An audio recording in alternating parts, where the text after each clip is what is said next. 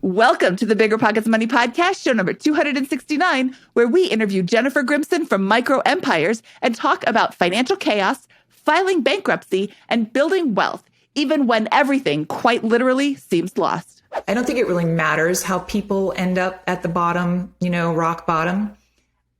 But how I ended up was relational. So it wasn't that I made a bad investment or I spent all, or I was just loved fancy things or any of that. It's just I kept making relationship mistakes and not taking care of myself first when it came to finances. Hello, hello, hello. My name is Mindy Jensen, and periodically, Scott's off being CEO. Rather than let my listeners down, I'm calling on my friends to join me. Today, the Paula Pant from the Afford Anything Empire is stepping in to fill his shoes. Paula, you are a rock star, and I am so delighted you could join me today. Thank you. Thank you so much. I'm so excited to be here. I'm excited to talk to you, to talk to the BiggerPockets Money audience and community. And I'm thrilled about this incredible interview that we're about to share with Jennifer Grimson. Jennifer's awesome. Okay, so today, Paula and I are here to make financial independence less scary, less just for somebody else, to introduce you to every money story, because we truly believe financial freedom is attainable for everyone, no matter when or where you're starting. Whether you want to retire early and travel the world, go on to make big-time investments in assets like real estate, or start your own business, we'll help you reach your financial goals and get money out of the way so you can launch yourself towards your dreams. Paula, I am so excited to talk to Jennifer today because she has a story that she used the word shame, and I don't think she should be ashamed of the things that have happened in her past life. Financial chaos can happen to anybody, and she made the wrong relationship decision that actually had some pretty chaotic repercussions down the road. Right. But she didn't let that define her. And that's what I love about her story. It's definitely a picking yourself up, dusting yourself off, and jumping right back into the game. Absolutely. So Jennifer's story is very much, it's one that isn't talked about often. So many times when we hear cautionary tales, it's, the tale of someone who went on a few too many shopping sprees and overspent on their credit card. We hear these kind of standard, we'll say normalized cautionary tales in the personal finance space and in the real estate space, but we don't often hear the tales of marrying the wrong person and the downstream cycles of financial abuse and people using the litigation system as a form of extended abuse. We don't hear very many people talk about that, but that's a serious threat that, it could happen to anyone. And Jennifer is, number one, brave enough to share it. And number two, has an incredible turnaround story, though, between where she started to where she is today is not only inspiring, but incredibly, contains just packed full of lessons that anyone can learn from.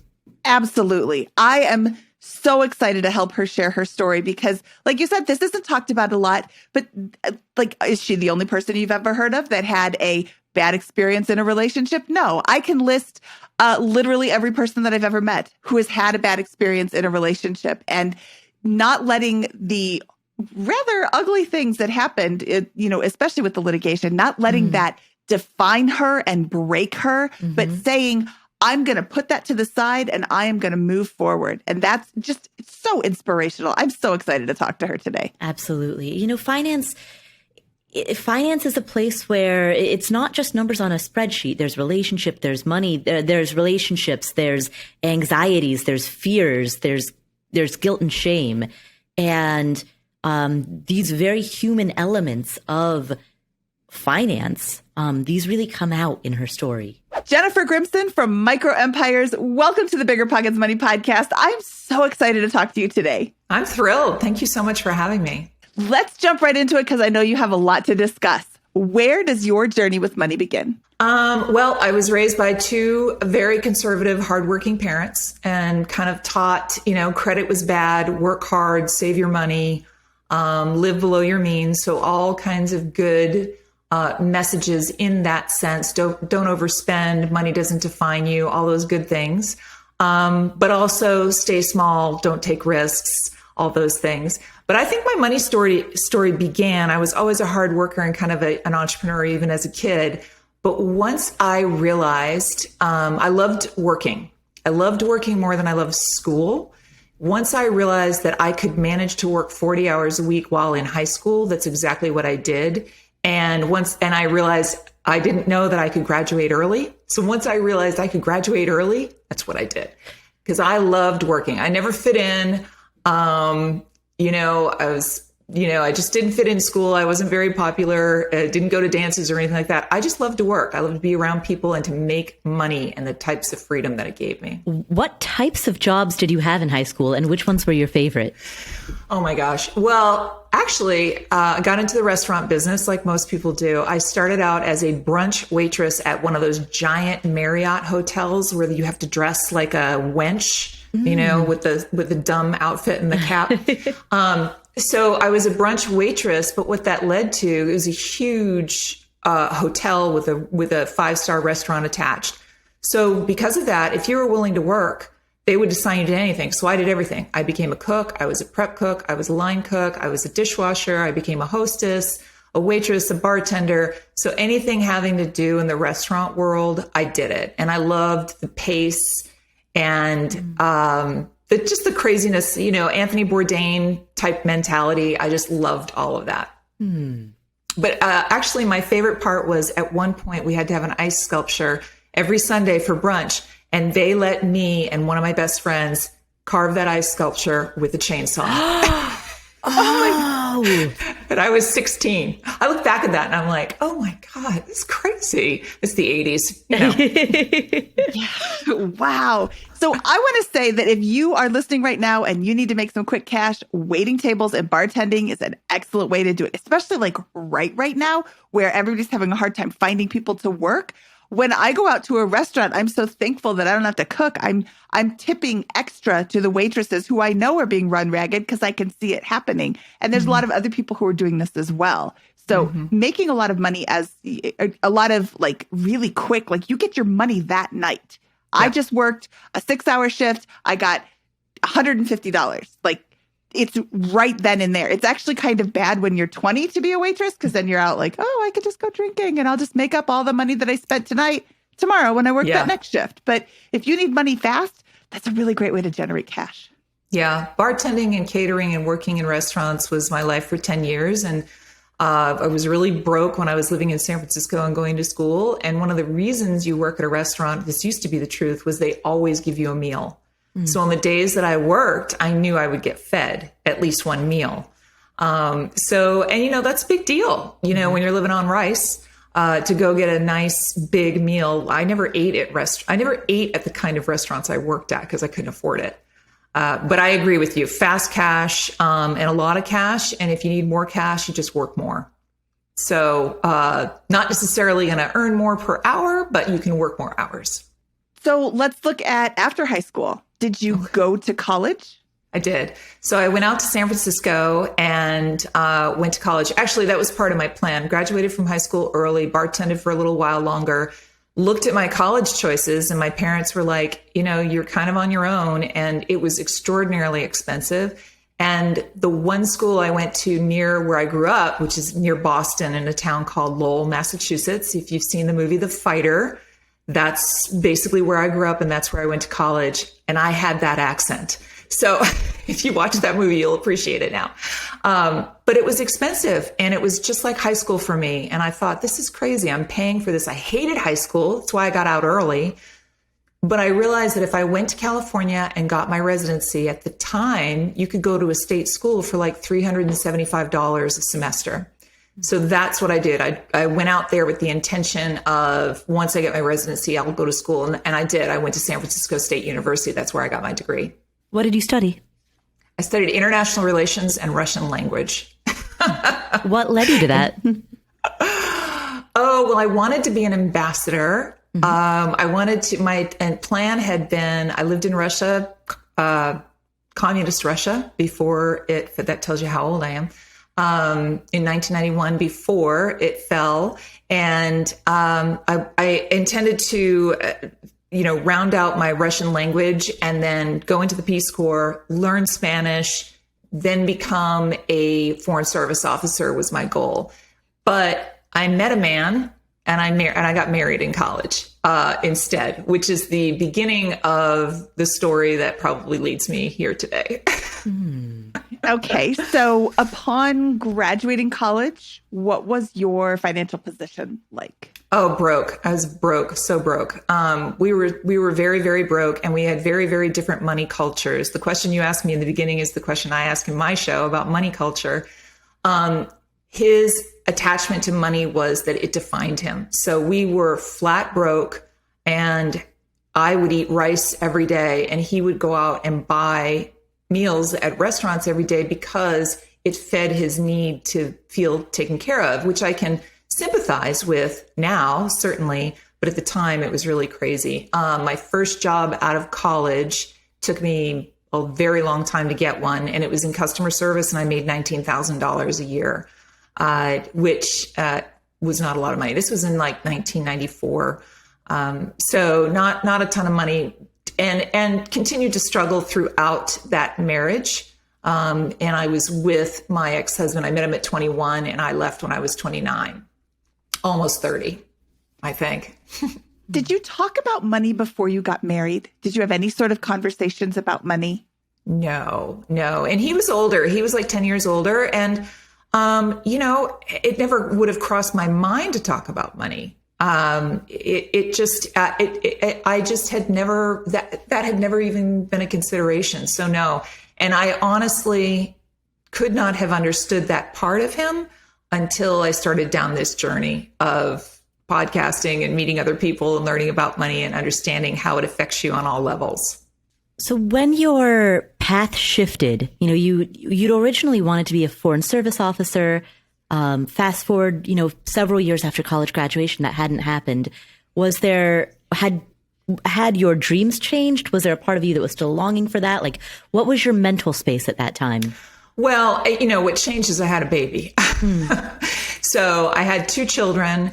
And to jump to the end and then come back, the 30-second highlight of my entire adult money story is that I lost everything twice. So I ended up with no job, no car, no place to live, 2 children to raise, and Chapter 13 bankruptcy. And I did that twice. Mm-hmm. The first time was separating from my husband in California and moving back to New England, getting permission to move back to New England to live with my mom, moved back in home with my mom. But I literally showed up with my 2 kids, our 3 suitcases, and that was it. That's all I had. I had nothing else. And I had lived in financial chaos, that's what I call it, up until then. Mm-hmm. But I knew I could get a job, and I knew I could work hard. I knew I liked to work. So, and one lesson that I always learned was that it wasn't about earning a lot of money. It was about earning a steady amount of money.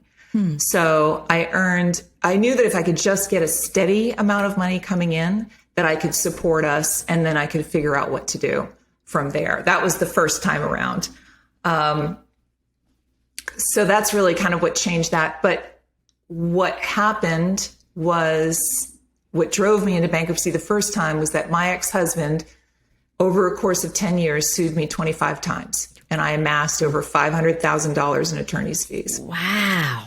Yep. And that can happen. And all of this I kept a secret until I started a podcast, because there's a lot of shame in that. But the truth is, it happens to a lot of people. And if you want to punish someone through the legal system, you can, especially depending on the state that you live in.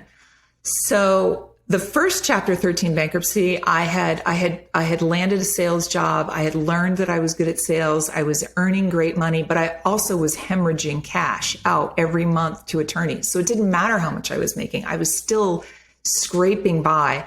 But I bought a piece of land from my mom, and I was able to build a house. And when I finally consulted with a Chapter 13 bankruptcy attorney, he said, well, this would be a way to protect that asset and get you out of those lawsuits. So that's what I did. I filed for Chapter 13 bankruptcy, which of course ruins your credit for 10 years. And I learned, how to live on cash, which is really, really hard. But it was such a juxtaposition. You think about people living on cash or not having a credit card, and you think that's a certain kind of person. And here I was with a home that I built as an executive salesperson, traveling around. Those two things didn't really match up. And back then you could kind of get away with a debit card, and I had a secured credit card for $500. And so that's kind of how I worked through that system. But the lawsuits continued. And he just came back and back and back. And so I had moved to Tennessee, which is where I live now. And I was in a relationship with someone, but at this point I had this epiphany of, this is never going to stop. And why my philosophy had been, I've got to earn as much money as humanly possible so I can fight this battle. And then I realized, what if I didn't? What if you can't get blood from a turnip? And so my boyfriend at the time had said he had really wanted me to move in. He was capable of taking care of me and the children. He wanted I had a very high level, high pressure, high paying job that he wanted me to leave. And he was like, you can stay at home for a while and, file Chapter 13 bankruptcy again to escape these attorney's fees. So that's what I did. And that was really the end of the lawsuits, because the reality of, once I told my ex-husband, I said, you realize I can do this every 3 years, right? My credit, what do I have to lose? My credit is ruined. I have nothing. And if you keep doing this, you keep thinking you're going to get more money from me, and I'm only paying attorneys. So instead, I can just keep filing Chapter 13 bankruptcy, but you will be out your hundreds of thousands of dollars. And that's finally what actually got the lawsuits to start, was when my attitude in that sense changed.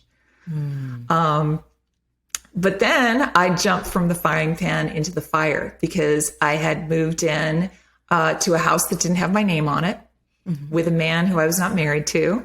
I was driving a car that was not in my name. Now, I was able to, from the proceeds of the house, create enough money to pay for the kids' school and do all those sorts of things. But I basically turned myself over to someone else. And I say this all the time, I don't think it really matters how people end up at the bottom, rock bottom.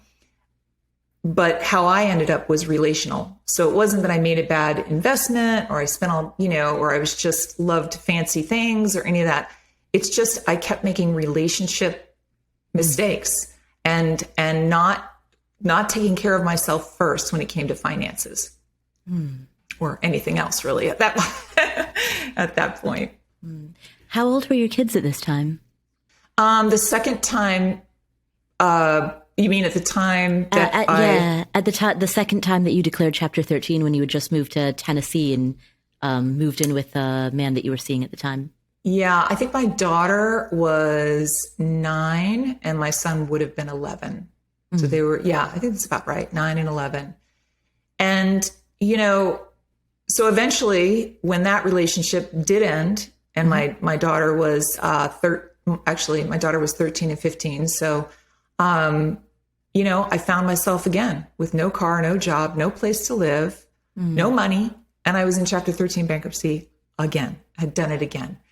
And I just realized that second time around that I was going to rebuild, but I knew I could get a job. I knew that I could perform and be a good employee, but I wanted to create wealth in a way that nobody could take it away from me again.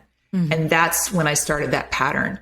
And I rebuilt my credit in about 3 years. Well, first of all, I can talk about everything I did point by point. I had to move in with family again for 4 months, found a job, rebuilt my credit. Once I rebuilt my credit, I bought a house here in Nashville, Tennessee, in a neighborhood that's not so desirable, but now it is. And then in 2014, I found out about Airbnb, and that changed my life. And then through a series of house hacking, borrowing against a 401k, and Airbnb, in 4 years, I created $1.4 million of income producing investments. Oh, I want to talk about that. But before we talk about that, I want to go back to this relationship. You said I made relationship mistakes. And let me tell you, first of all, you are not alone. I have a whole string of losers that I dated before I found Carl. But there's a lot of shame in that. And I think that shame should be lifted. He didn't say to you, we're going to have a terrible life. I'm going to take everything away from you. And in 4 years, I'm going to kick you to the curb. Right. He came at you as, hey, I'm this great guy. People can really sell themselves when they want to. There's no shame there shouldn't be any shame in getting sucked into somebody who isn't as great as they first appeared. But it can kind of perpetuate itself, especially in a situation like this, where you had sold your house and moved in with him because he said he could take care of you. Hey, that sounds really great. Yeah, I will do that, because there's all this other peripheral stuff with the ex-husband who is really just like, I can't imagine the stress load that you had there. It was miserable. Sued 25 times. I've never even been sued once. And I'm like not excited about like the prospect of ever getting sued. But like, that just seems very heavy. Mm-hmm. And it's the sickest feeling. I'm sure number 25, you're like, whatever, throw it on the pile. But, you know, the first few were like, oh, this makes my heart hurt. So I want to say that, you know, it's okay to make relationship mistakes. That's how you grow. That's how you learn. But when you find yourself in a mistaken relationship, I don't know how to phrase that right to make it sound not so bad, but look for ways out. Right. Look for ways to extricate yourself from the position so that you don't continue down that path, because it's real easy to just be like, well, I guess this is my life. Right. You know, and I think that's a very valid point. But I also want to point out that the person I was in a relationship with was a good person. He was generous. He meant well. I think he did as best as he could. But it just didn't work out. And then when it didn't work out and I found myself in that position, that's a very powerful position for him to be in. And I hated that even more so. But you're absolutely right. I mean, my mentality and where I was and the amount of pressure that I felt every day to have somebody be beside me and say, I'll help you through this. And in fact, I'll help you through this. And, you know, we can take the pressure off of you. Felt really, really good. It felt amazing to be able to do that. So I'm grateful for those things. I try to look back on that and remember that. I think my mistakes are when I look back now, I think it's okay to say, I'm happy to move in with you, but we got to figure out what that's going to mean if this doesn't work out, because I don't own this house. Where will I go? You know, sometimes I talk to people and they say, I don't want to sign a prenup, you know, and I'll say, well, why not? Because if you have nothing and maybe your spouse-to-be does have something, then why not sign a prenup that just says that you'll be taken care of for a period of time if it should not work out? You know what I mean? Whatever it is negotiable. What I didn't do and was to protect myself in that way. And which wasn't really standing up for myself, but it was also kind of trusting, like, you're a good guy. And of course you'll do the right thing. And, you know, when it all came apart, I was like, well, I need to find a place to live and I need like 6 months to just kind of get on my feet. And there was not going to be anybody writing me a check for that. That was not going to happen. And so thank God for family/network, because that's what brings that all back. And just one more thing about the litigious thing, because there are some people, this is very unique. Most divorces, no divorce is good, right? It's terrible. But mine is really extreme. He also sued my mother and my brother and my sister. And so he was just going to use the court system as a method of punishment, which is totally possible in this country. So yes. And if you can avoid, you know, and to your point, like number 25, throw it on throw it on a pile. I think about those packages would arrive and the bill would arrive and the envelope would be just bursting and I would be sick. I couldn't even open it. And now one of the things I do with people is I just call it opening the mail. And it's really just like, let's face it, let's open the mail together. Let's look at your bills. Let's look at, you know, whatever it is that you haven't been looking at, because I just wanted to crawl under a rock and die. Yeah. And not opening the mail doesn't change what's in there. No, it makes it worse. Yeah, it could make it a lot worse, because there could be some deadlines in there, and not opening it. Oh, I'll open it tomorrow. Okay, fine. If it comes today and you want to wait until tomorrow, permission granted. But Right. after tomorrow, you're waiting for, like, you could be missing deadlines that could have detrimental financial impact to you. You could lose a lawsuit simply by not responding to it. Absolutely. And I mean, there's just a lot there. So yes, it sucks. I really hope this doesn't happen to anybody. I'm really glad that you were able to get past it. I almost said get over it, and that's not the right phrase. Get past it and move on. And, you know, I want to give you one more bit of credit before we move into this $1.4 million worth of income generating assets in 4 years, because that's a really awesome segue into the next part of your life. But you rebuilt your credit from Section 13 bankruptcy, Chapter 13 bankruptcy in 3 years. Yeah. I loved the mentality that you were in at the time. Well, I'm just going to file it again. What's the worst that can happen? My credit is already ruined. I mean, what did you have, like a 400 credit score? I never looked. I never looked at, because I ain't nobody giving me a credit card. I never looked at my credit score through those years. It's just, there was no point. There is no point. It's just going to suck. So if that is the best option for you based on these ridiculous legal bills or based on whatever weird circumstances, do it.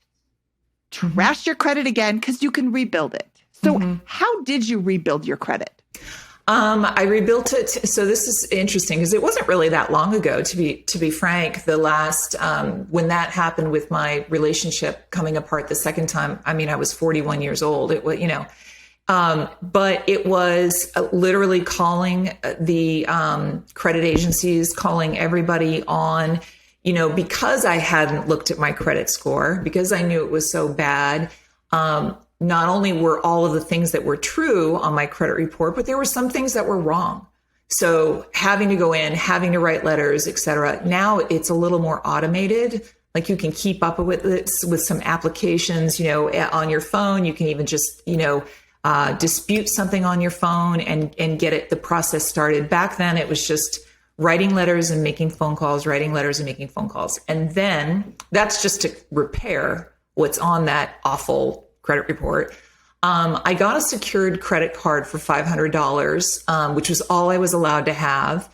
And that really didn't help my credit at all. But as I mentioned, I was going traveling and whatever, and this was the only thing I had. So imagine I went to a hotel or to Chicago for one night to see clients with the car, the airfare, the hotel, buying dinner. That's $500. So I would pay my balance 3 or 4 times a week. So what I did, and there's just a trick, I actually talk about it. So when you're a corporate executive, you know, you book your travel. I book my flight today. Maybe I'm not traveling for 2 weeks, but I book it today.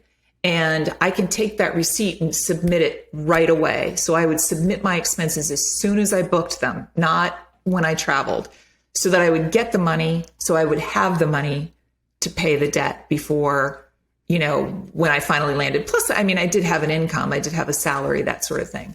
But that's how I survived that way. The other way I rebuilt it was, and this was a real game changer. I landed with a company and started working for them. And part of the requirement, and this is the thing, like people just assume that you've got the wherewithal to be able to do this. I was in a position that required me to purchase, basically I was building clinics for large employers. So I had to purchase everything, like all the storage supplies, everything, thousands and thousands of dollars, and then expense it. And they expected me to do that on my own credit card. So I had to, which is very normal. There are sales reps out there that have a $10,000 credit card on their own, you know, their own credit, and they have to submit an expense report to get that back. And an average week for me would be $5,000 to $6,000 in expenses for work. Yeah. So I went to, this was another thing of sort of coming out of the closet or getting over the shame. I went to my boss at the time and I said, I just have to tell you what my story is. I don't have a credit card and I have no way of getting one. Would you consider putting me on a corporate credit card? Which is unheard of. But I was a valued employee and she went to the company and asked, and they gave me one. And that instantly, because it tied me to the credit of the company. And so I got the bill, I paid it, it never went to them. I took care of it. And There's another hack to do that now that I didn't know about back then. I tell people to do it all the time is, so if somebody's struggling with their credit, they can become an additional signer on a credit card. You probably know this trick, I'm thinking. It's a great trick. I did it for my stepdaughter when she got out of college because she had no debt, and which is wonderful because her dad paid for college and all that good stuff. But she also had no credit. And I said, well, I'll add you to my credit card. And I didn't need to even tell her that. I could have just added her and never given her the card, but it immediately tied her to my credit. And within 3 months, her score went up like 70 points and she got her own credit card. So by my boss allowing me to do that, probably within a year, I got my own credit card. It was a big deal. It was a big deal. It was a really big deal. I did a timeline because you have to wait for the Chapter 13 to be discharged as well, which is much longer than Chapter 7 or 11. It's like 10 years. So until it's discharged, even if you're paying, even if you're trying to be a good soldier and do all the right things, until that is completely discharged, it remains on your credit score. So I was waiting for that. And then I also got my own credit card, and that changed everything and allowed me to buy a house. Wow. So my mother did that for my sister and I when we graduated from high school. She opened up, this will tell you how old I am. She opened up a credit card / calling card because cell phones weren't a thing then.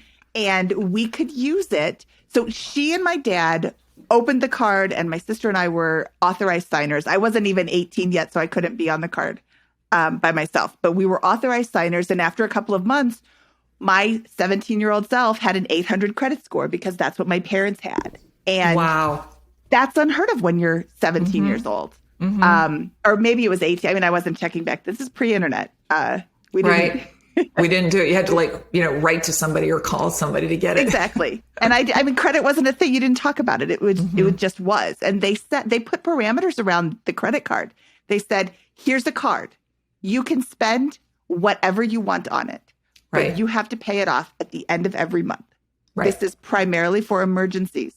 If I got a flat tire, I wouldn't have to pay that off. But, the cute little shirt that I got at the Gap, I had to pay that off. Or they would take the card away from me. Right. Which was like, ooh, no, I want that card. So I will just pay it off. I won't charge more than I can pay. Right. From my waitressing job, which just free cash all the time. I had cash always, so I could just pay that card off whenever. But them setting me up like that was enormous, and it wasn't even like a thing back then. And now there's ways, if you didn't have the access to the company card, you could potentially pay Paula to sign onto her card. And that's a trade line is what they call this. Paula would sell a trade line, and I've seen them being sold for $150. If you need credit, right, you've got the great job, you've got the, everything, but you've got Chapter 13. Paula's amazing 800 credit score can help you out for $150. Now, Paula says, okay, credit card, I want to add Jennifer to my card, but send me the card. So Jennifer never gets the card. Paula's great score kind of transfers over to you after a couple of months. Exactly. And, there's other issues involved. Like if you've had a bunch of late payments, it doesn't really matter Paula's great credit score. But if you just have, low credit or no credit, like when I was 17, my credit score was 0, which is actually way better than 350 or 400, which is like the lowest it can go. But that's a huge gift that your company gave you. Yeah, it really didn't was. Even it wasn't even probably something that you were looking for. You were just like, hey, I want to be able to buy all these things for my clients.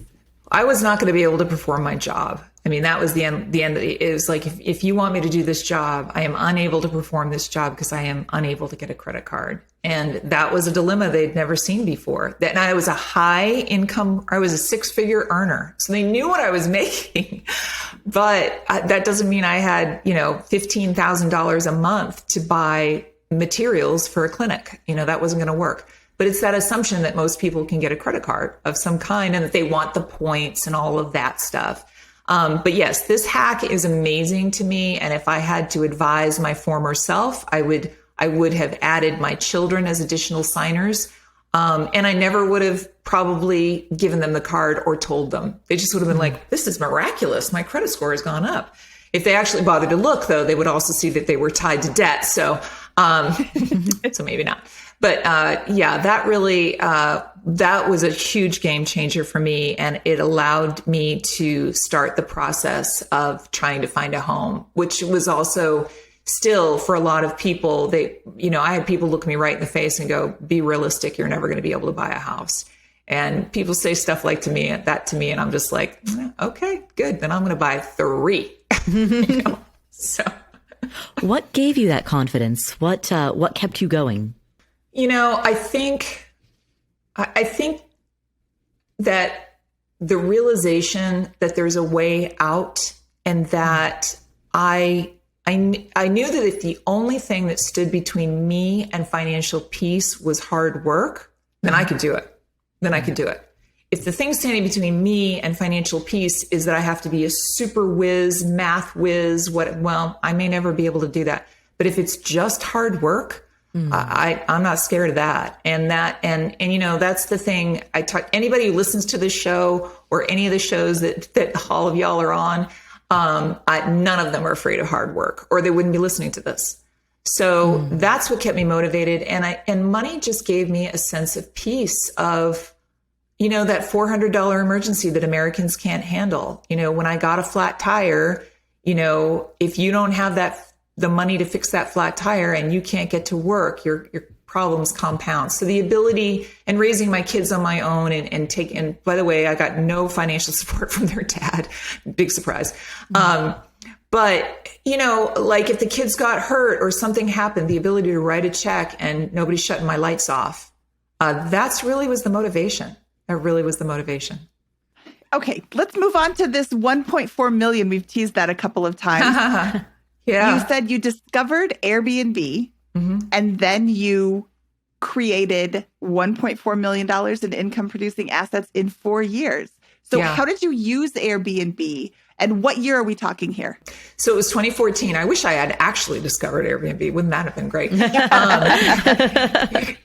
It was 2014. I was at an art studio painting, and someone mentioned it to me. Hey, have you heard of Airbnb? Never had. I wrote it down on a card. I still have the card. Came home, looked it up, and I was like, wow. And I had a roommate at the time. I had a friend of mine move in. She was helping me pay the mortgage. She was giving me $600 a month. And I did the math and realized that if I could rent my house 6 nights a month, it would cover my entire mortgage. And I realized if I did that, that was the equivalent of another entire income. So I went to my roommate. Now, back then, no regulations, no permitting, nothing. And people had not heard of it. They didn't know what it was. People knew what VRBO was, but they didn't know what Airbnb was. I went to my roommate and I'm like, you got to go, kicked her out. So sorry, we're still friends. But I was like, look, the math, I got to do this. I've got to get ahead, I just wanted to, I felt very behind.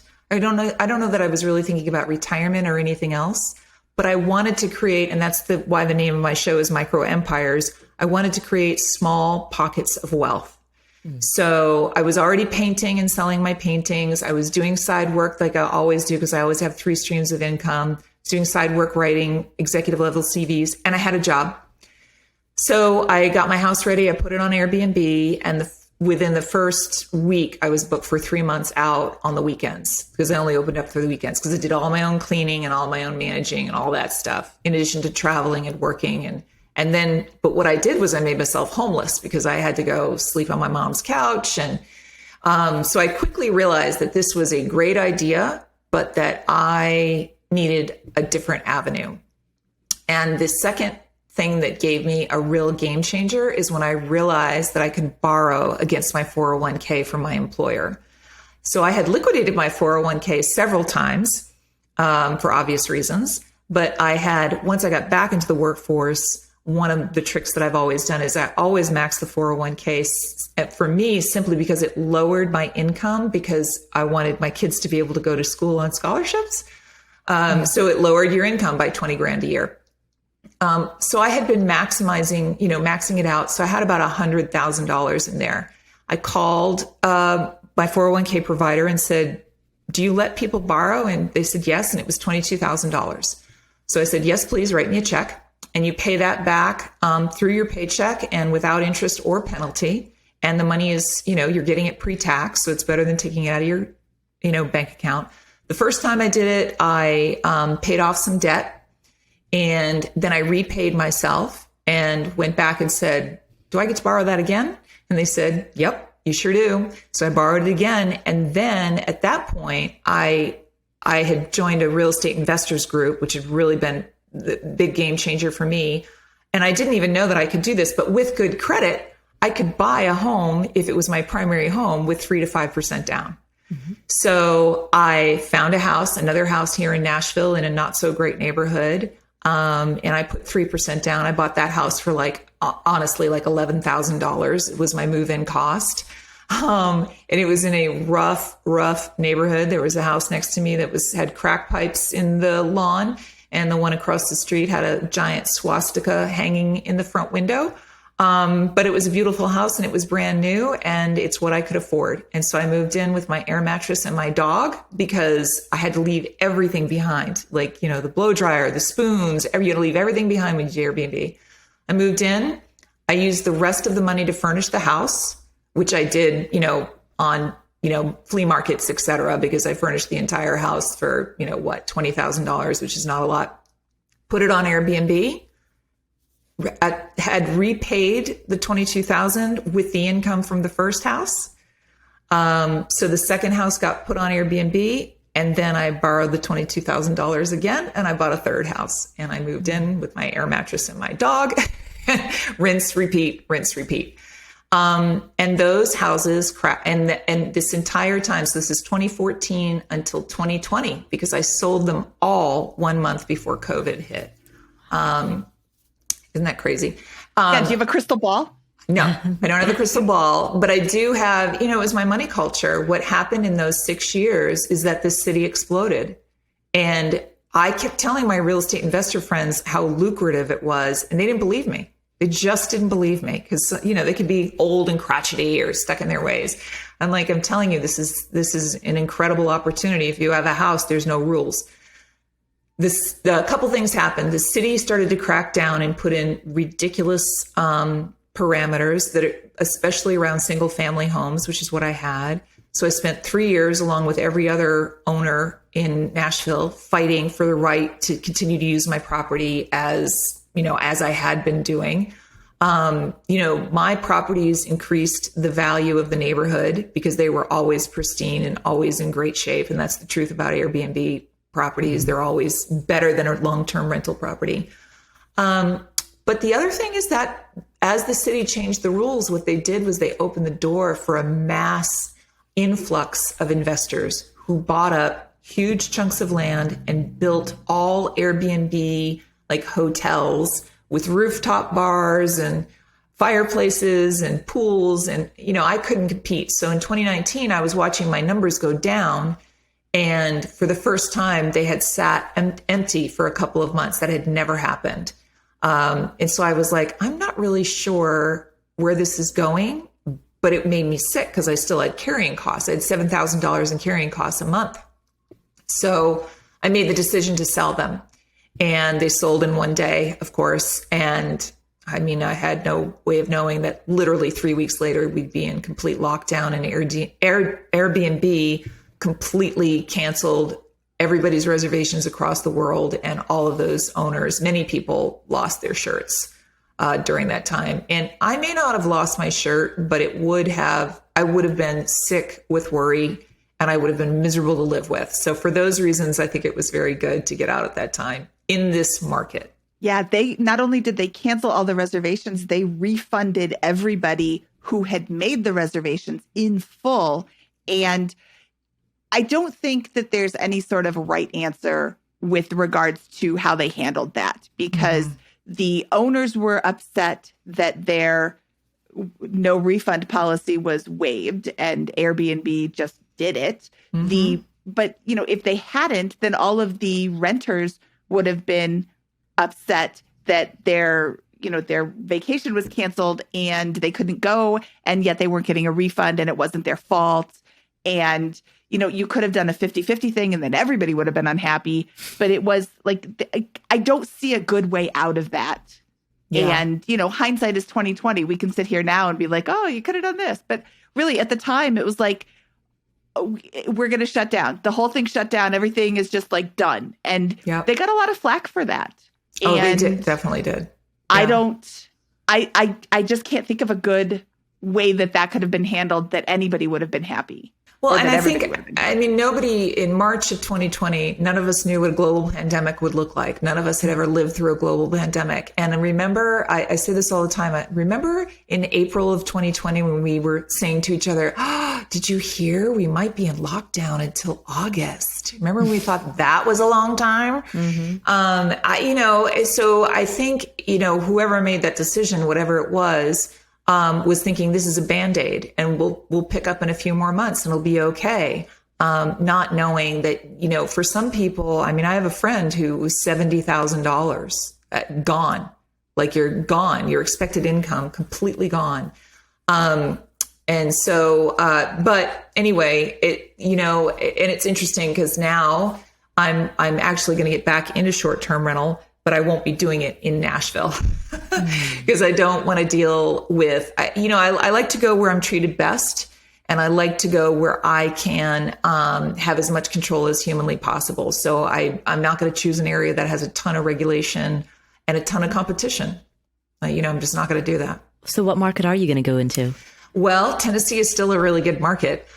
So Nashville proper, Davidson County is what I would avoid, but there's lots of lake regions, mountain regions, all kinds of things around. This city has become, a mecca for building and businesses, and you can't get a house in this town anymore. So the more people that come in, the more opportunity that there is. So my thought in Tennessee is more of a spot that's a little bit out of the way, that you could do a girls' weekend or a wedding venue or that sort of thing, which is completely not allowed in anywhere in Nashville proper or the county area. Mm-hmm. So you could have a great big beautiful house with 16 acres here in Davidson County, and you are not allowed to have a wedding at your Airbnb. I don't know if there's like a venue or something that you have to, commercial property or something, but and the thing is though, and this is interesting because I've been having this conversation with other investors right now, and there's a lot of like narrow thinking of, oh, it's too expensive, it's too bad, we've missed the bubble, whatever it is. And I just don't believe that. I just don't. And there's always opportunity.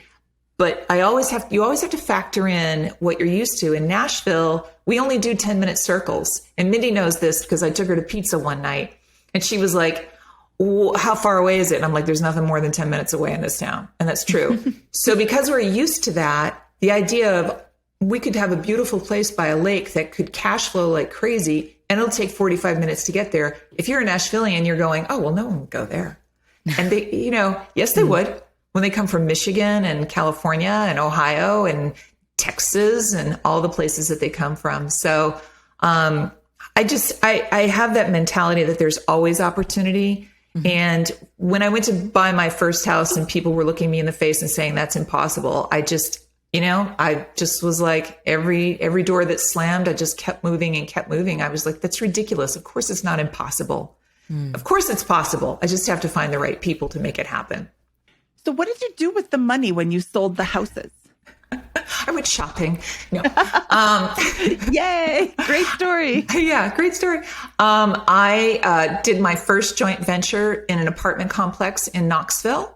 And I am not a big risk taker. I'm a small risk taker. That's why it's called Micro Empires. So I always tell people, if you're doing something new, in my opinion, do whatever you want. But my experience and my opinion is when I'm doing something new, I invest a small amount that will not crush me and will not make me puke. Mm-hmm. That's the number. What's the number? The number that doesn't make you puke with fear.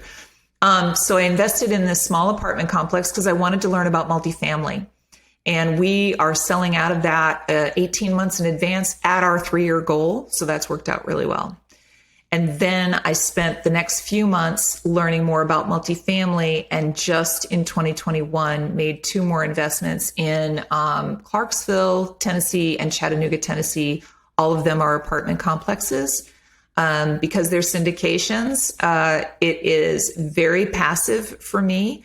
And it's interesting, right? Because joint venture is passive, but you still vote, you still meet, you do have a lot of decision-making power, et cetera. Syndication is literally like, go check the web and figure out what's happening. Mm-hmm. So it's very, very much removed, but still those are doing very well.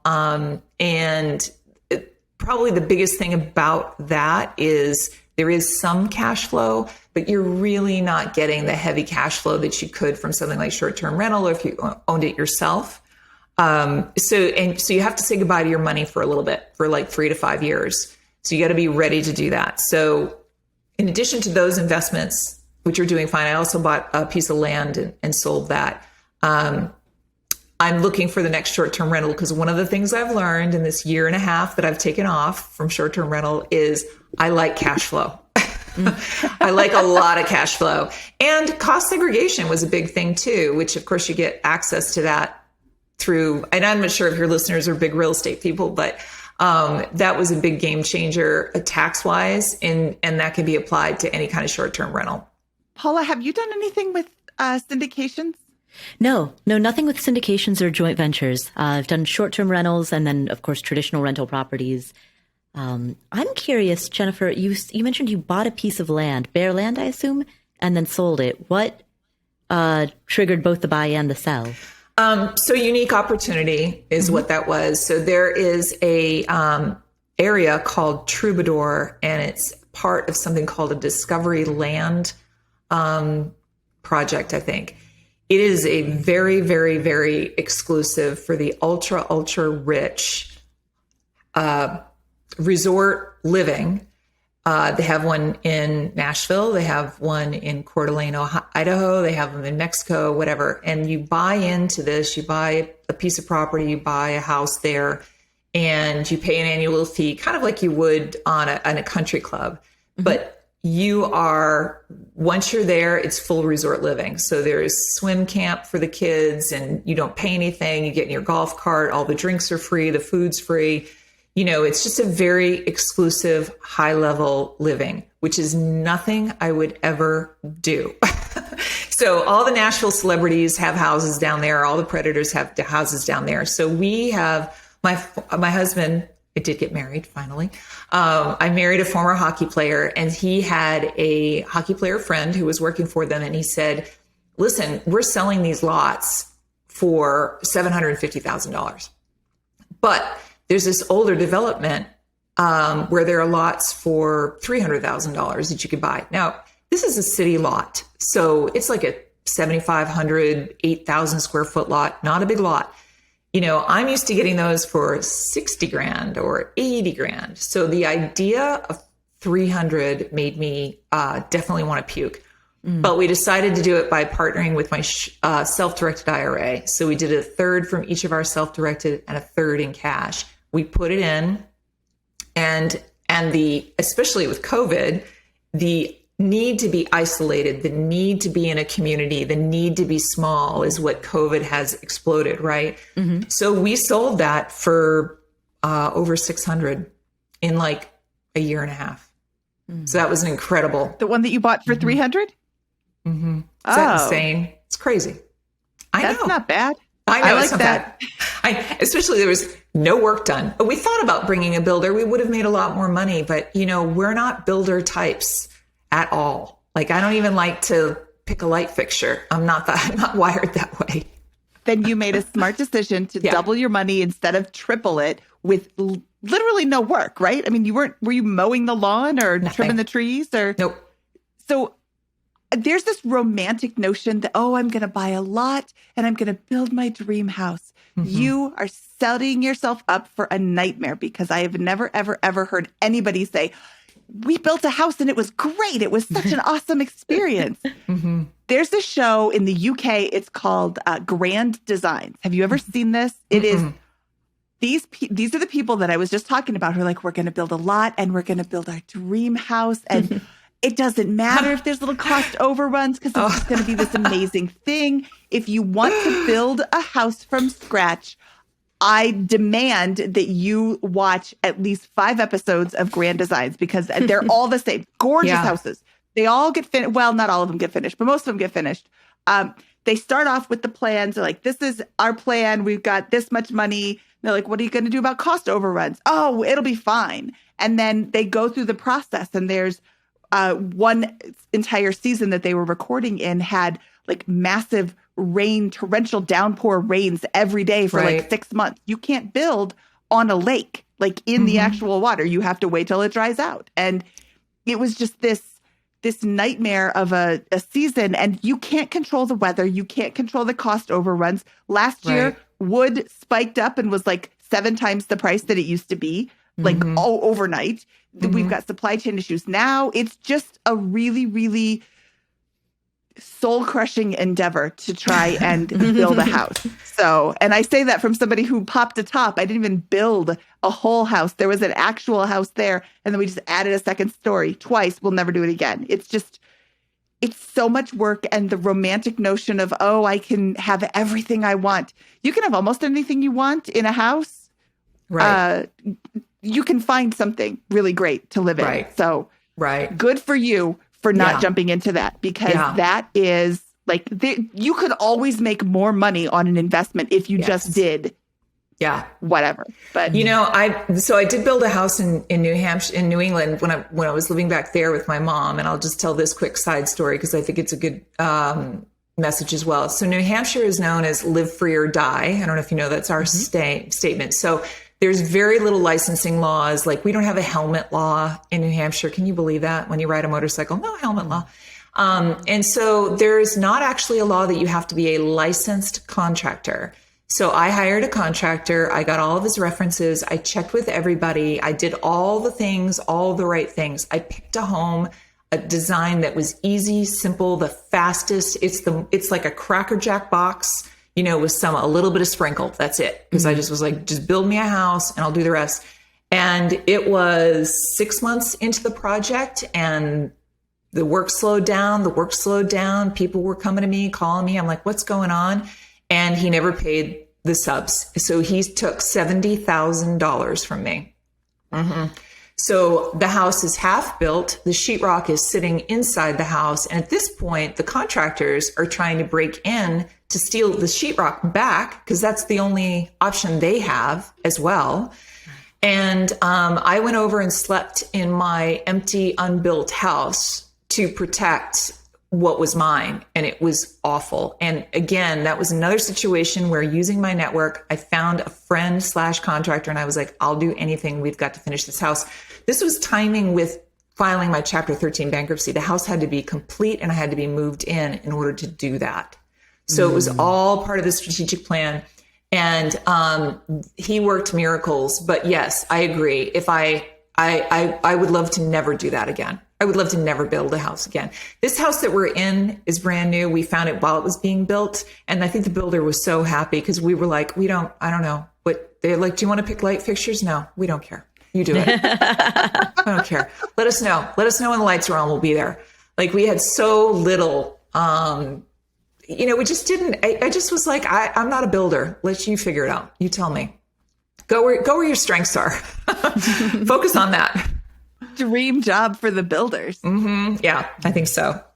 So what is next for Jennifer and her micro empires? You're looking into getting back into Airbnb. Have you started seriously searching for those properties, or are you still trying to figure out which location you actually want to invest in? Yes. So when I start something, I usually do some heavy research for a good long time. So Tennessee is pretty fruitful. So the Smokies are a great area. I went up there. I put a cabin under contract. I'm also I'm a big believer in secure something and then do your due diligence, right? And it's okay to do that. So people who haven't done real estate before will feel really bad about that or whatever. I don't feel bad about it at all. So I'll put your house under contract. While I do the due diligence, it's going to cost me a few $100s. And if I am not happy, I'm out. And that's what we do. And I know you guys know that, definitely. So I went up to, I got a cabin under contract and some pieces of land. I went up a few times. It was a very different culture. You know, I just kept getting told it's the Smokies. You know, my deposit on a $750,000, my earnest money on a $750,000 asset that I was buying was $1,000. That's what they asked me for. I was like, okay, here you go. I got to go now. Don't look at me. Don't ask me for anything else. So, you know, and I never knew that could happen, but it's just a different mentality. You know, I'm an East Coast girl at heart. But after going up there a couple of times, about 3 hours from my front door, I realized the amount of work that was going to take to get the cabin rehabbed. Then we were going to do new builds. And that was going to require me to be on site because that is something that I have learned. I just finished an apartment above my garage and I nearly strangled my contractor. I'm sure no one can identify with that. And, you know, I'm one of these people. I'm like, you're the expert, just do the work and see you later. And that is a mistake that I make over and over. So this is a long way of getting back to the Smokies. The Smokies is a great area. I recommend it. I may still invest in it. For me, I'm going to buy something completely turnkey when the time comes, probably something small. I went down to the Emerald Coast of Florida. I've spent a good long time down there. It just actually got out of a contract down there. But then I just read an article, I think it was in the Wall Street Journal, it just came out, that said that Nashville is number one for real estate in the country in 2022. And number one for, in the top 10 for new builds. So I'm like, why am I leaving the state of Tennessee? Like, what am I doing? Why not just stay right here and find a $300,000 house, which you can find, not probably in a beautiful neighborhood here, or depending on what you want to do with it, right? You can't short-term rental, none of those things in the county of Nashville. But I just believe that this is where it's going to be. I've also had a big shift where I've decided to bring on some investors with me, just a couple of other women that are really interested in learning about short-term rental. I was like, why am I, tackling this giant thing on my own? Just because I did it the first time, that doesn't mean I have to do it now at this age. I can share it. I can share the debt and the carrying costs, and I can share the experience and the benefits. How has that been so far? The difference between working with other investors, other partners versus doing it solo. Like, what have you enjoyed about that, and what have been the drawbacks? Well, being an investor myself and, watching, like in syndications and joint ventures and seeing how, that's a different setup though, because I'm kind of the customer and they're the, the provider, I guess. What I've learned in the short term is that this is really, really exciting. But I think the most important thing, and actually I'd love to know what you both think about this. I think the most important thing is going to be that I have to find people who share my mindset. Because I know lots of people with lots of money, and every idea I come up with, they say, oh no, that'll never work. That'll never work. And maybe they're right. Maybe it won't work, but I think it'll work. And I've run the numbers, and I think anything I look at has to have 3 exit plans at least. So I think that's really, and I'd love to know what you think, because it's just coming to me. Like, there's somebody I've been thinking about partnering with, and every time I bring something up, she says that won't work. And in a way, I think, our needs are different. She loves a really fancy, gorgeous, expensive, beautiful place. And I would love that too. But I'm okay taking the average little Joe down here that can earn a lot of money and do well, that will eventually lead to the really extravagant location. So that's what I think. What do you think about that? Mindset, and more broadly, culture fit. Even a small team has its own culture inside of it. I've seen that within Afford Anything, the company, the entity. Culture, and that's something I would have discounted even as recently as 2 years ago, is perhaps one of the most important elements of any small team. And so I think you're spot on that the mindset needs to be shared. The culture within the team, the way that you communicate with one another, if that's not on point, then resentments start to build, often Right. unexpressed. And that can quickly grow toxic. Right. Right. Unexpressed in the beginning, and then it builds and builds and builds, and then it explodes, and you're like, whoa, I didn't Right. know you felt this way. I completely agree with Paula. If now this woman that you want to invest in and she wants the big fancy and you want to start a little less fancy, maybe she would still be a great person to partner with on the big fancy that you eventually want to get to. Correct. But for right now, she's telling you, when she says this isn't going to work, she's saying this isn't going to work for me. And Right. I think that just because somebody has a lot of money doesn't make them a good partner automatically. I'm in the Absolutely. process of extricating myself from a partnership that, in hindsight, wasn't such a great deal.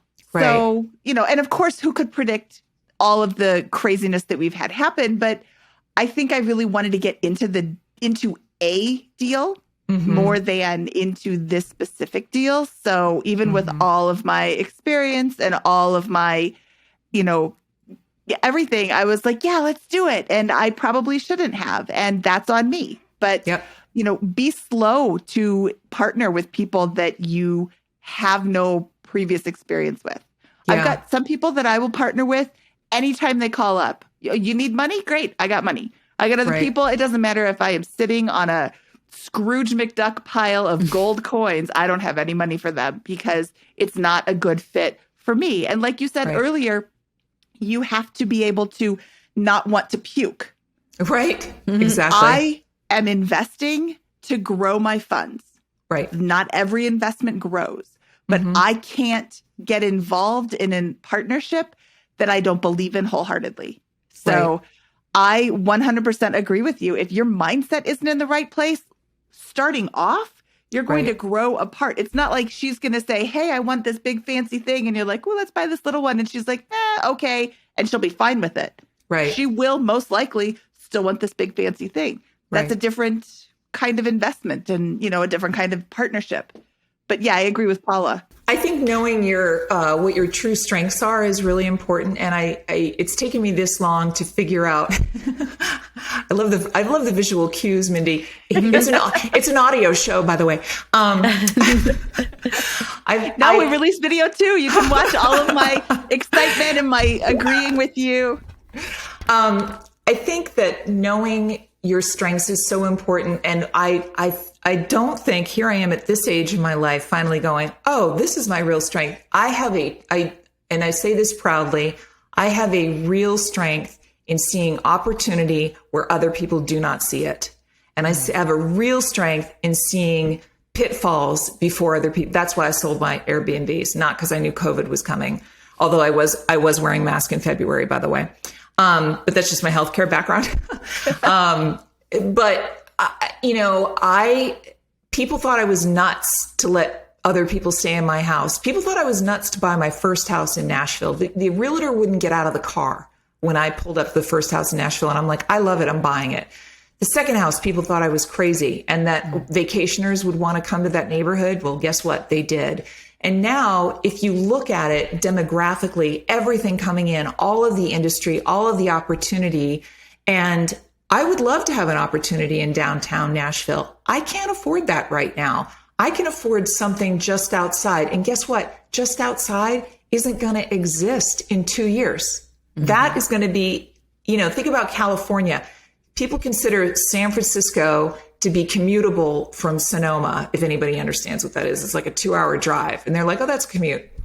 And, so it's having that a little bit of vision. Now, I'm not visionary enough to have built, all of the things that I should have done that I thought were a good idea that I didn't do. But I have learned that I am pretty good at that and pretty good at seeing like this could be really something spectacular. And that, we made an investment with a company called Third Home, probably one of the best decisions I've ever made. And I had told my husband that we only make investments that earn money. Then I learned about Third Home, which is a luxury home exchange organization. If you look it up, you'll be like, what? And it's crazy. And you have to have a luxury home to live in it, to be in it and exchange your home with other people, but you can travel all over the world to 12,000 properties in 95 countries. So when I found out about it, I called the CEO and learned a little bit about the company and asked, are you taking investors? And he said, yes. And so I invested. I came home and I said, I'm investing. And my husband said, didn't you just finish giving me a lecture about everything has to cash flow? I said, yes, I did. But I used self-directed IRA funds, so they weren't really doing anything for me anyway. And it has given me access to luxury travel all over the world and for nothing. I mean, for literally nothing. And so that's another thing too. It's either going to cash flow or it's going to give me an education or it's going to give me an experience. But even the amount that I invested, if I lost it all, it's not a number that would make me puke or die or lose my hair. So and now my husband is their in-house counsel. So it's all kind of worked out where this has become a huge part of our lives. And I just knew that it was a good, I knew it was a good opportunity. So I think knowing that and, I think I'm so glad to hear you both say that about culture and partnerships, because I think I know what I know already. I already know it. I'm just fighting it inside my head and I shouldn't be. This investor is a great person who's had great success, but I kind of need somebody who's in the bootstrapping mindset like I am in for right now, because I'm going to buy something not pretty and it's going to get pretty. I like forced appreciation. Yeah, me too. And I also like that you took a chance on an investment with an amount that you could afford to completely lose. Mm-hmm. It wasn't going to push you into, push you out of your house, push you into bankruptcy, push you into destitution. Mm-hmm. It just was enough to test it out. Right. And that's the micro, right? Because you don't have to be wealthy to build wealth, which is how I started. I was building wealth and I was not wealthy. Honestly, I think I woke up in 2017 and I was like, wait a minute, let me do the math. And I did the math and I'm like, what? I have this much in assets? I did what? And it wasn't until then, or 2018, 2019, I don't know when it was, that I realized what I had put together, because I was just busy working, but I was working in a way that well, listen, if this falls through, I can always move into a house, or if this falls through, I can rent that house, or I can get roommates, or, I am not afraid of hard work and I'm not afraid of being uncomfortable. I'd like not to be uncomfortable again, preferably, but I can do it. I love it. Jennifer, this has been so much fun hearing your story and hearing how you didn't let obstacles define you. And I love that, I'm not afraid of hard work. That is such a good mindset to have. I really, really appreciate you sharing your time with us today. However, we're not done just yet. Okay. We still have our famous four. Okay. Are you ready? I'm ready. Okay. Jennifer, what is your favorite finance book? Oh, The Simple Path to Wealth. Even though we didn't even talk about the stocks, but yeah, The Simple Path to Wealth. I just love the approach that he took. Yeah, he wrote it for his daughter, and it was a very easy to understand. Oh, wow. There you go. For your holding up the book for those of you following along on the TV. Yeah, he wrote it as a way to explain stocks to his daughter because she didn't really want to hear it. And he's like, well, I still have to give you the information. So here it is when you're ready to hear it. Yeah. And what I love about that book was it perfectly suited me. I have zero desire to learn about the stock market, but I want to capitalize on it if I can. And I want to capitalize on it in a way that I can just make an investment and walk away and not think about it. And that's exactly what I did. And my husband got on board with it too. But same thing, I tend to read these things and tell him about it and go, and you should too. And then he usually helps on it. All right. What was your biggest money mistake? I think my biggest money mistake was abandoning myself. So don't ever abandon yourself. And I say that meaning, put your oxygen mask on first. So if you're in a situation, where you're going to move into someone's house and it doesn't have your name on it, or you're going to take a risk with your own well-being, just think about it like that. We cannot help anybody if we don't help ourselves first. I abandoned myself for many, many years. I gave up and put myself second. So you can't do that. You got to love you the most, even though that's hard to say and hard to admit. I love you, but I love me more. Otherwise, how do we get through anything? So that was I think that's my biggest financial mistake, actually. That's a great one. We've not heard that one before. But that's so true. Are you able to recognize it in the moment? Or do you think that like knowing what you know now, or if you were to give advice to a 20-year-old or something, like would that person be able to recognize in the moment that they are abandoning themselves?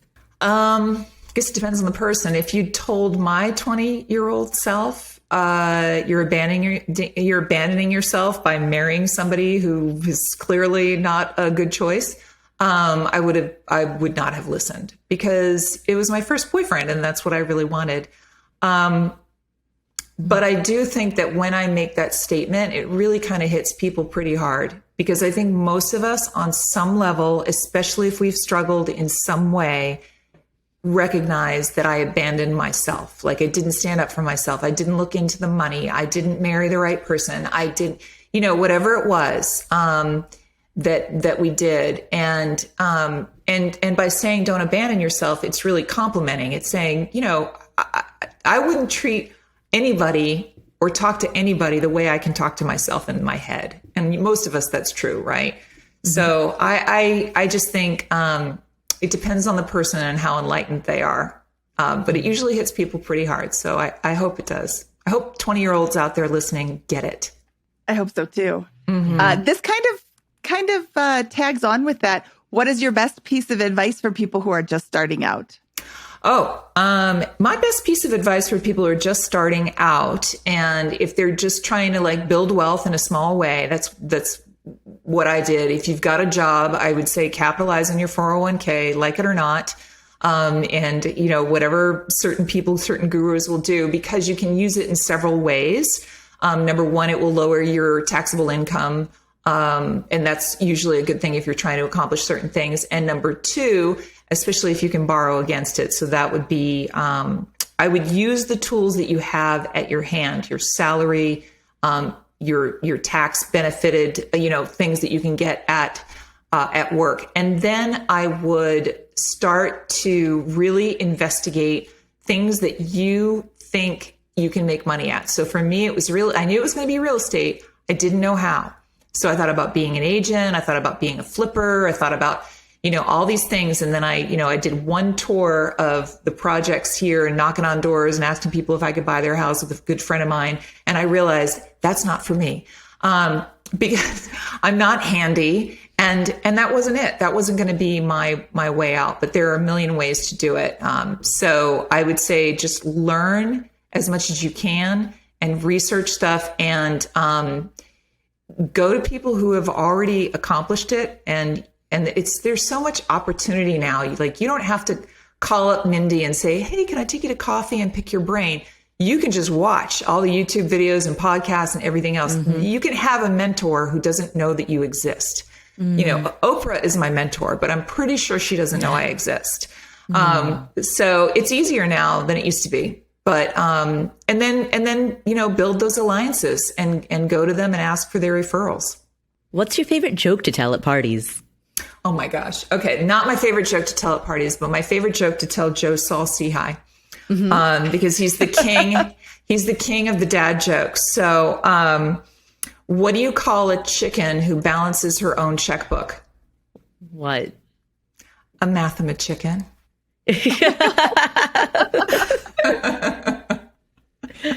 Oh, I love dad jokes. That. I know. I love dad jokes. I got a million that are appropriate for 5-year-olds. My 5-year-old grandson fell over laughing on the. I'm like, okay, even he gets it. So I guess that's pretty good. Surprised you knew what a checkbook was. That's the funniest part about that. Okay, Jennifer, we've mentioned micro empires a couple of times. Tell us where people can find out more about you. My website, micro-empires.com. And of course, the podcast, anywhere you find your podcasts. Would love for your folks to subscribe and listen and send me a note. I love hearing from listeners, and I get a lot of really heartfelt emails, and that has been incredibly humbling and wonderful. And most of it men and women, because like 40% of my listeners are men.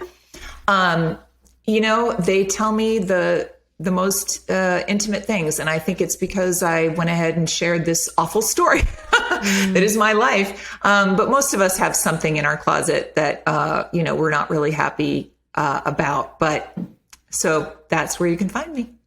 Awesome. Well, thank you for your time today. This was so much fun. I really appreciate it. And we'll talk to you soon. Thank you. Thank you, guys. This is awesome. Thank you, Jennifer. Okay, Paula, that was Jennifer's amazing story. What did you think? She is so inspiring. Not only has she been through hell, I mean, wow, she's been through so much. And for her, not just to come out of that, but to become a self-made millionaire, and then to have the bravery to share that story with us. There's this expression, teach from the scar, not from the wound.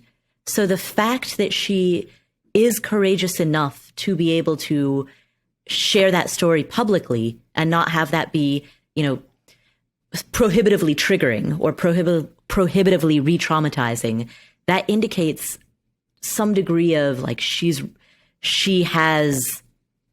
this has turned into a scar that's made her stronger. Yeah, she's healed. And she, I wanted to share her story because she's not alone. And I want people to hear not only the awfulness that she went through, but how she turned it around, how she was able to grow from it, how she was able to not let that define her. And she's created a huge empire, but also little micro empires, a bunch of little micro empires that collectively are this huge empire. Money makes her feel secure, and she is now secure. And I hate that phrase, money makes her feel secure, but like that's what she needs to know, that she's going to be able to pay her bills. She knows that she's going to be able to afford her life. She can afford anything. And did you notice she mentioned that she always has at least 3 streams of income and at least 3 exit strategies?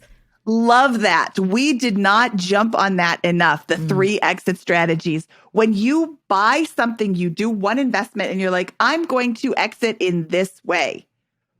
What happens if you can't? I don't have any other plans. Well, you're just limiting yourself. You're really setting yourself up for a lot of risk. And, like she said, that could make you want to throw up. And she having all these different exit options, the first one might work. In all probability, the first one is going to be a great exit strategy, but having the other backups just can't hurt and can just solidify your position. And I love there's so many fun lessons we learned from her today. Yeah, good contingency planning is good planning. And I think she sort of alluded to that in her answer about how her biggest mistake was abandoning herself. I mean, in so many of the examples that she gave when she was telling the story of her life, abandoning herself took the form of handing all of the power, the trust, but also all of the power over to somebody else, and then not having a contingency plan for what happens if this person whom I love and trust does not do right by me. Yeah. And having that contingency plan doesn't mean you're planning for failure. It just means that you are protecting your interests. Right. Should something happen. Okay, Paula, what's new with you? Oh, I feel like I haven't talked to you in 100 years. Well, thank you for asking. So for those who don't know me, I host a podcast called Afford Anything. It is built on the idea that you can afford anything, but not everything. Every choice that you make is a trade-off against something else. And that applies to any limited resource that you need to manage, whether that's your money, your time, your energy, your attention. So it's very much a it's very much a show about resource management. Although if you say it like that, that sounds super boring. And it is not super boring. And truly what I like to think of it as a show, and our newsletter also at affordanything.com it's very much an idea about thinking from first principles, told through the lens of money and told through the lens of these resources that we have to make daily decisions about. I know that you give an enormous volume of information about the right way to invest in real estate, the smart way to run your numbers and make sure that you're making a smart investment, because not every single property makes a good investment. Thank you. Thank you. That means, coming from you, that means a lot. So thank you so much. Okay, Paula, should we get out of here? Absolutely. Let's do it. This has been great. This was wonderful. Thank you so much for filling in for Scott, who's off being a bum. From episode 269 of the BiggerPockets Money Podcast, she is the Paula Pant from Afford Anything. And I am Mindy Jensen saying we'll see you around the bend.